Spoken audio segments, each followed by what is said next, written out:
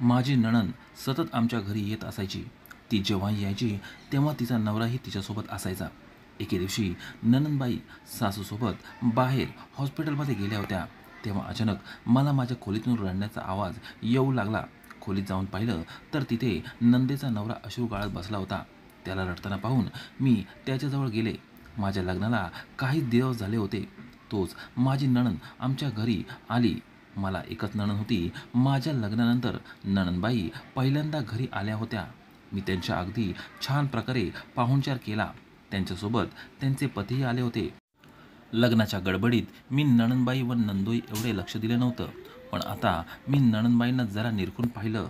त्या तर शरीराने फारच बारीक होत्या. बारीक म्हणण्यापेक्षा अगदी चवळीची शेंग. त्यांच्या उलट त्यांचा नवरा भरदार शरीराचा होता. त्या दोघांची जोडी पाहून तर मी अचंबित झाले होते. पण मी त्याबद्दल कोणाकडे काही बोलले नव्हते. कारण मी त्या घरात अजून नवीन होते. मला कोणाचा स्वभाव एवढा माहीत नव्हता. घरी आल्यापासून नणंदबाई सारख्या इकडे तिकडे जात होत्या. नंदोई मात्र त्यांच्या बायकोसोबत जास्त फिरायला दिसत नव्हते. नंदोई व माझी आमच्या घरात लग्नानंतरची ती पहिली भेट होती. कुठलीही सून तिच्या नंदेच्या नवऱ्याशी बोलायला लाजत असते, तशी मीही लाजत होते. पण नंदोई मात्र मोकळ्या स्वभावाचे होते. ते माझ्या प्रत्येक छोट्या मोठ्या गोष्टीचं कौतुक करत होते. मी त्यांच्या तो मोकळा आणि साधा स्वभाव समजले होते. पण त्यामागे त्यांचं हे असं काही विचित्र कारण होतं याची मला जराही कल्पना नव्हती. ते माझ्या हातचं जेवण पहिल्यांदा जेवले तेव्हा त्यांनी सगळ्यांसमोर माझं फार कौतुक केलं. त्यांनी मला शगुन म्हणून ₹1000 दिले होते. नंदोईने माझं जे कौतुक केलं ते पाहून नणंदबाई नंदोईकडे रागाने बघू लागल्या. त्यांच्या नजरेचा माझ्यावर काहीच परिणाम होणार नव्हता. मी मात्र मला मिळालेले शगुन घेऊन आत किचनमध्ये निघून गेले. असेच काही दिवसानंतर पुन्हा नणंदबाई आमच्या घरी आल्या. आता तर 2-3 दिवसानंतर त्यांचे येणं जाणं चालू झालं होतं. मी विक्रमला म्हणाले की आपलं आत्ताच लग्न झालं आहे. त्यातल्या त्यात नणंदबाई 2 दिवस झाले की माहेरी येत असतात. त्यावर विक्रम म्हणाला, माझी एकुलती एक बहीण आहे. मी तिला काही बोलू शकत नाही. विक्रमने एका शब्दात उत्तर देऊन माझं तोंड बंद केलं होतं. त्या दिवशी नणंदबाई आमच्या घरी आल्या होत्या. काही वेळाने मला नंदेचा आवाज आला. मी त्यांच्या खोलीत गेले तेव्हा त्यांनी मला हळदीचे दूध बनवण्याची ऑर्डर दिली. ते दूध त्यांच्या पतीला द्यायचं होतं. हळदीचे दूध बनवून मी त्यांच्या खोलीत जाऊ लागले. तोच मला नंदोई हॉलमध्ये बसलेले दिसले. त्यांनी मला हॉलमध्ये बोलावून घेतले. मी त्यांच्या हातात दुधाचा ग्लास देत होते तेव्हा ते माझ्याकडे वेगळ्याच नजरेने बघत होते. माझ्या हातून दुधाचा ग्लास घेतानाही त्यांनी माझ्या हाताला हात लावला. त्यांनी माझा हात पकडला तसं मी थरथरले आणि माझ्या हातून दुधाचा ग्लास खाली पडला. मी तेव्हा लगेच माझ्या खोलीत निघून गेले. मी तिथे सांडलेलं दूधही स्वच्छ केलं नव्हतं. माझ्या खोलीत येताच मी साडी बदलू लागले. साडी बदलून घेताच मी मागे वळून पाहिले तर मला खोलीच्या दरवाजात नंदोई दिसले. त्यांना पाहून माझे डोळेच मोठे झाले. कारण मागापासून ते मला कपडे बदलताना तर बघत नव्हते ना. माझ्या मनात असंख्य प्रश्न निर्माण झाले होते. माझा नवरा खोलीत थांबायचं सोडून रात्रीचा टेरेसवर काय करत होता हे त्याचं त्यालाच माहिती होतं. मी विचारणारच होते तोच नंदोई आत खोलीत आले. ते मला म्हणाले की कविता, अगं माझ्या चुकीमुळे तुझ्या अंगावर दूध सांडलं, त्यासाठी मी तुला सॉरी म्हणायला आलो होतो. ते माझ्याशी बोलताना माझ्या डोळ्यात डोळे घालून न बोलता माझ्या शरीराकडे बघत बोलत होते. जेवत असताना मी सासूबाई आणि नंदेमधील भाषण ऐकत होते. उद्या त्या त्यांच्या घरी जाणार होत्या असं मी ऐकलं होतं. आता एका रात्रीचीच गोष्ट होती म्हणून मी नंदोईला सहन केलं होतं. त्यांना मी काही न बोलता त्यांचं स्वारी स्वीकारलं. दुसऱ्या दिवशी सकाळी नणंदबाई त्यांच्या घरी जायला निघाल्या, परंतु संध्याकाळी लगेचच त्या माहेरी परतल्या. आज जेव्हा त्या आल्या तेव्हा त्यांच्या डोळ्यात अश्रू होते. सासूबाईने त्यांच्या मुलीला तिचे रडण्याचे कारण विचारलं तेव्हा ती बोलू लागली की आई, माझ्या लग्नाला 3 वर्ष होत आले आणि अजूनही मला बाळ नाही आहे. माझ्या सासऱ्यांनी तर मला आता नवीन प्रकारचे टोमणे मारायला सुरुवात केली आहे. ते म्हणतात की तुझ्या आधी लग्न झालेल्या तुझ्या वहिनीला दिवस गेलेत, पण तू मात्र अशीच वांजोटीच राहशील. काही दिवसांनी तर माझ्या सासूबाई मला घरातून बाहेर काढतील असंच मला वाटते. आई, मला तर आता काही करून गरोदर व्हायचं आहे. आता मी माझ्या सासरच्या लोकांचे टोमणे सहन करू शकत नाही. पुढे त्या म्हणाल्या, जोपर्यंत मला दिवस राहत नाही तोपर्यंत मी माझ्या सासरी पाऊल ठेवणार नाही. नंदेचं बोलणं ऐकून मी विचारात पडले. कारण ती माहेरी बिना नवऱ्याची आली होती व नवराविना ती गरोदर कशी होईल. नणंदबाईचं रडगाणं संपताच नंदोई घराच्या दरवाजातून आत आले. त्यांच्या हातात 2 मोठ्या बॅग्स होत्या. मी समजले होते नणंदबाई एकट्याच आल्या होत्या, पण तसं नव्हतं. त्यांच्या मागे त्यांचा नवराही आला होता. त्या घरात त्यांची स्वतःची सेपरेट खोली होतीच. सासूबाईंनी त्यांना तिथे राहायला परवानगी दिली. विक्रम तर त्यांना काहीच म्हणत नव्हते आणि माझ्या बोलण्याचा प्रश्न तर उद्भवतच नव्हता, कारण माझ्या सासूने मला नंदेपुढे काही बोलण्याचा हक्क दिला नव्हता. आता नणंदबाई किती दिवस आमच्या घरी राहणार होत्या मला तर काहीच माहिती नव्हतं. मला नंदेपेक्षा त्यांचा नवरा जास्त खटकायला लागला होता, कारण तो सारखा माझ्यावर नजर ठेवून असायचा. विक्रम तर त्याच्या भाऊजीवर अजिबात लक्ष नव्हतं. नणंदबाई घरी आल्याच्या दुसऱ्या दिवशी विक्रम त्याच्या ऑफिसच्या कामासाठी बाहेरगावी निघून गेला होता. तो सकाळीच गावी जायला निघाला होता. तो गेल्यावर सकाळी 10 वाजता नंदोई ऑफिसला जायला निघाले. त्यानंतर सासूबाई नंदेला घेऊन कोणा वैद्याकडे गेल्या होत्या. 10 वाजेपर्यंत जो तो आपापल्या कामासाठी गेला होता. त्यावेळी मी एकटीच घरी होते. मी तेव्हा माझी राहिलेली घरातली कामे आवरली व मी आंघोळीला गेले तेव्हा हॉलमधला TV मी तसाच सुरू ठेवला होता, कारण मला गाणे ऐकायला फार आवडायचं. काही वेळातच आंघोळ आटपून गाणे गुणगुणत मी बाहेर हॉलमध्ये आले. तसा माझा घराचा दरवाजा उघडला. समोर नंदोई होते. त्यांना पाहून तर मी लगेचच माझ्या खोलीत शिरले, कारण तेव्हा मी छोटा ड्रेस घातला होता, जो मी फक्त विक्रमसमोर घालत असायचे.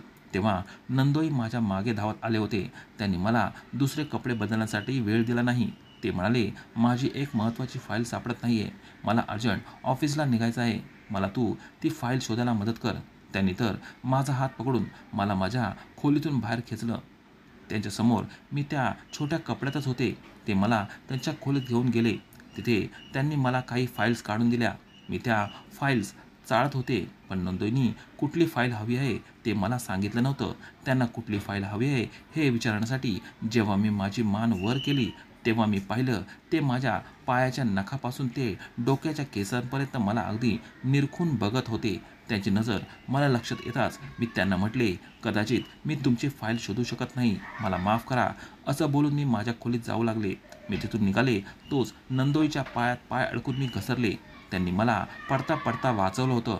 तेव्हा मी पूर्णपणे त्यांच्या अंगावर होते. तो माणूस तर संधी साधू होता. तेव्हा तो माझ्या कमरेवरून हात फिरू लागला.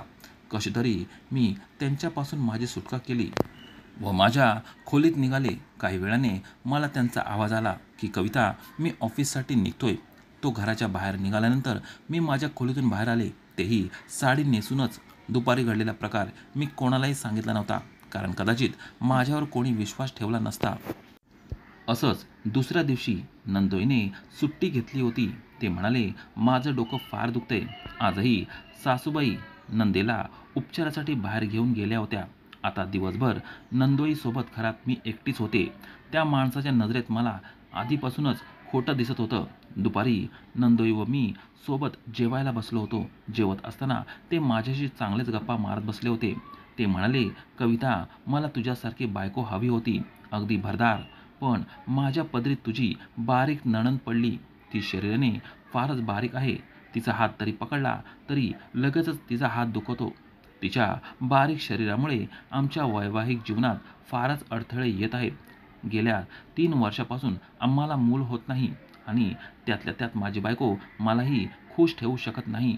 नंदोई माझ्याशी त्यांच्या नवरा बायकोमधील गोष्टी का शेअर करत होते मला काहीच कळत नव्हते.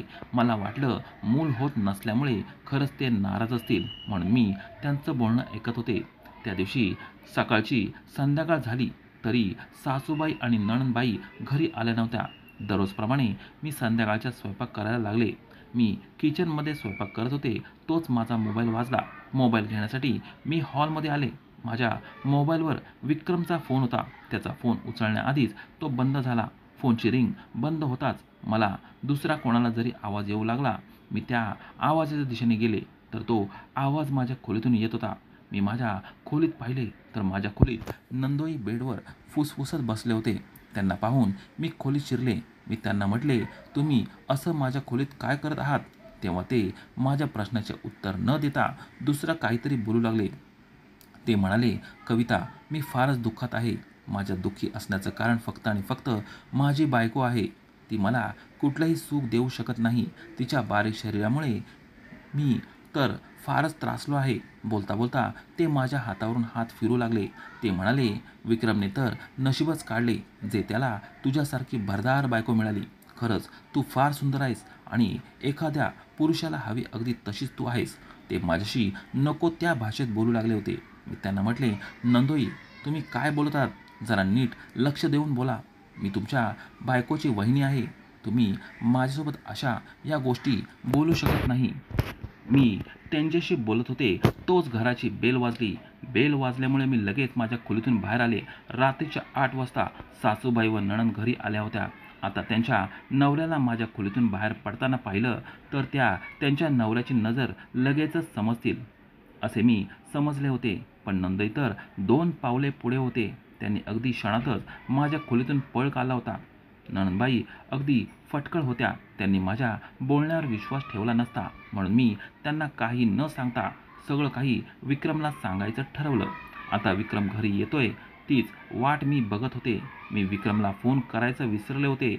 जेव्हा माझ्या लक्षात आलं तेव्हा मी लगेचच विक्रमला फोन केला. विक्रम म्हणाला, रात्री 10 पर्यंत मी घरी येतोय.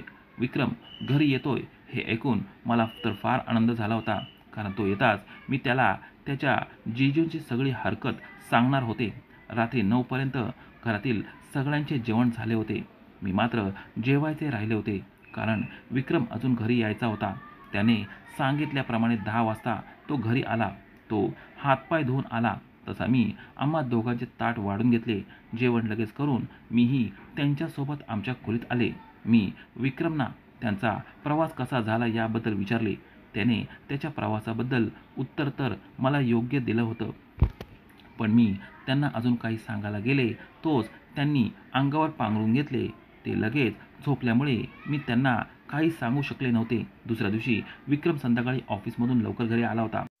आज तर सासूबाई नणंद ही उपचारावरून घरी लवकर आल्या व त्या विक्रमने त्याच्या ताईला तिचा उपचार कसा सुरू झाला आहे ते विचारलं. तेव्हा ती म्हणाली, डॉक्टरांनी 15 दिवसांनी पुन्हा मुदत दिली आहे. 15 दिवसात रिपोर्ट सगळे पॉझिटिव्ह येतील असं त्यांनी सांगितले.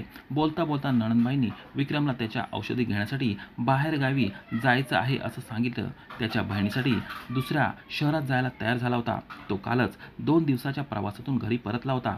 नणंदबाईंना तर भावाची काही काळजी दिसत नव्हती. त्या तर पुरत्या मतलबी होत्या आणि हे माझ्या नवऱ्याला दिसत नव्हतं.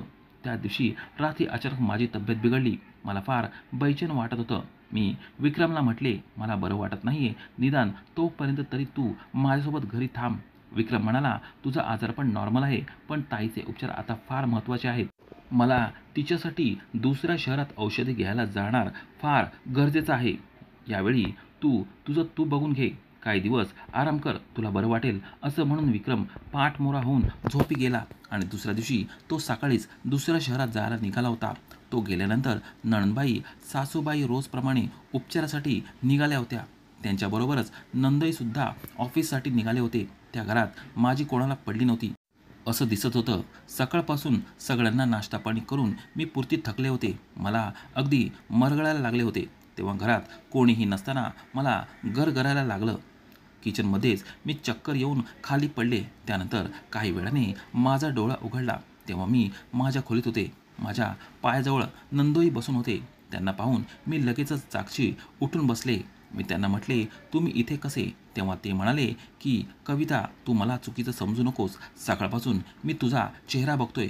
तुझी तब्येत मला ठीक वाटत नव्हती, त्यामुळे तुला काही मदत हवी का हे बघण्यासाठी मी घरी आलो होतो. मी घरी आलो तेव्हा तू मला किचनमध्ये बेशुद्ध अवस्थेत दिसली.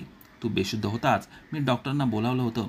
सध्या तू फार धावपळ करत आहेस, त्यामुळे तुला चक्कर आली होती. डॉक्टरांनी तुला आराम करायला सांगितले आहे. तुझी धावपळ होण्याचे कारण मी व तुझी नणंद आहे हे मला समजले. आता तुला चिंता करायची काहीच गरज नाही. संध्याकाळी मी माझ्या बायकोला घेऊन येथून निघून जाईल. नणंदबाई जो उपचार करत होत्या तो मला माझ्यामुळे तरी असा अर्ध्यात थांबवायचा नव्हता. त्यामुळे मी नंदोईला म्हणाले, मला तुमचा कसलाही त्रास नाही आहे. तुम्ही तर माझे आपलेच आहात. आता तुम्ही माझ्यासाठी जे काय केलं त्यासाठी धन्यवाद. आज त्यांनी डॉक्टरांना बोलावून माझी मदत केली होती, पण काल ते माझ्याशी जे वागले ते मी कधीच विसरू शकत नव्हते. माझे बाकी काम आवरण्यासाठी मी बेडवरून उठू लागले. तोच मला नंदोईने पुन्हा बेडवर बसवलं. त्यांनी मला तिथे बसायला सांगितलं व ते माझ्यासाठी किचनमधून नाश्त्याची प्लेट घेऊन आले. त्यांनी मला त्यांच्या हातचे 2 घास भरवले. ते म्हणाले, तू सकाळपासून नाश्ताही केला नशील, तेही मला माहीत आहे. नाश्ता झाल्यानंतर त्यांनी त्यांच्या हाताने मला माझ्या औषधे दिल्या. त्यानंतर त्यांनी माझी माफी मागितली. ते म्हणाले, काल मी तुझ्याशी जे वागलो बोललो ते मी भावनेच्या भरात बोललो होतो. मला माफ कर. माझा दृष्टिकोन चुकीचा नव्हता. मी त्या व्यक्तीच्या भावना समजले होते. त्यांनी आज माझी मदत करून त्यांच्या सॉरीची परतफेड केली होती. मी त्यांना लगेचच माफी दिली. त्यांनी तर मला त्यानंतर बेडवर उठू दिलं नाही. ते म्हणाले, तू तासभर आराम कर. तासाभरानंतर जेव्हा मी झोपेतून उठले तेव्हा घर मला पूर्णपणे अगदी चकाचक दिसले. नंदोईने माझी राहिलेली सगळी काम आवरून घेतली होती. त्यांनी दुपारचे जेवण बाहेरूनच मागवलं होतं. ते तर विक्रमपेक्षाही माझी जास्त काळजी घेत होते. नेहमी ते मला म्हणत असायचे की त्यांना माझ्यासारखी बायको हवी होती.